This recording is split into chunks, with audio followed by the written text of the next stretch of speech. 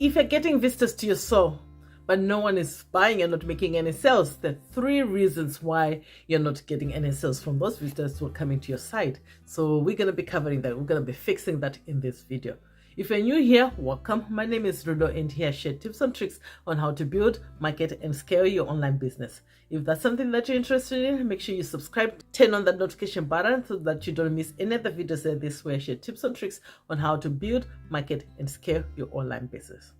So if you're getting people coming to your site and no one is buying, there's only 3 things that you need to be fixing today so that you'll be able to make sales. The first thing that you need to fix is your product description, because you probably have a product description which is not good. It's not enough. It's not enough to turn those visitors into buyers, and it's not creating the desire for them to desire your products. So you need to change that. You need to create a product description that actually gives enough information for your visitors to desire your products and be able to make the sale in the end. If you're to look at this product description here, you will see that it gives you enough information for the buyer to easily make a decision to make a purchase, because they will really put it in the description and give that customer that information they're looking for them to be able to buy the products at the end. And you need to do the same for your own as well. So get some inspiration from this and then look at your own descriptions and make the necessary tweaks that you need to do to provide that information for your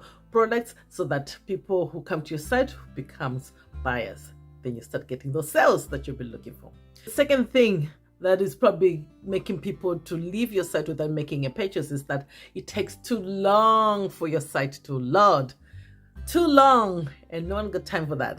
They're not waiting for your site to load, and you end up losing the sales because it's taking way too long for your site to load. So you need to look into that and improve your site load speed. And one way to optimize your website for you to increase the speed is one, to reduce the amount of apps which is on your store. So you need to remove unnecessary apps that you used to have.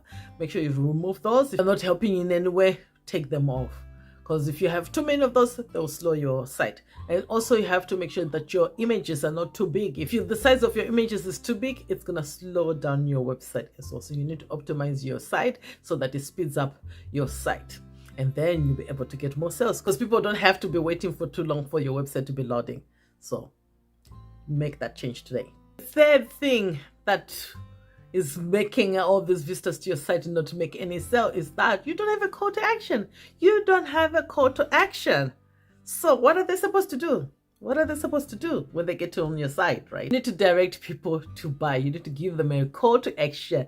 Don't just give them to guess, right? You might be thinking, oh, they can figure it out. No, make it easy for them. Tell them, even when you think that they can figure it out, you need to give them a call to action and be telling them that I want you to buy now, and make it easy for them to buy now. An easy way to do this is to make sure that you have the button above the fold. Before someone scrolls down, you want to have a quick call to action there to say buy now on the top fold of your page, because that will help them to just go straight to buying the product. You don't want them to get too distracted by scrolling all the way down, and then by the time they get down, because there's no call to action, they forget what they were looking for, or they get distracted by something else which is down the page, right? And then you lose a sale that way. So make sure you first thing that they get to see on that page before they scroll down, on the top of that, above the fold, is that call to action to say buy now or add to cart, whatever call to action you want to give them. But don't let them guess, and don't get them to scroll too much on your page without taking any action. So correcting these things on your site will help you to convert much better on your site, because you want people to come to your site and actually buy. You don't want them to come, look around, and just leave without making a sale. So make sure you change these things, and then you'll be able to make more sales on your site, and you're not losing out on those potential buyers who are coming to your site.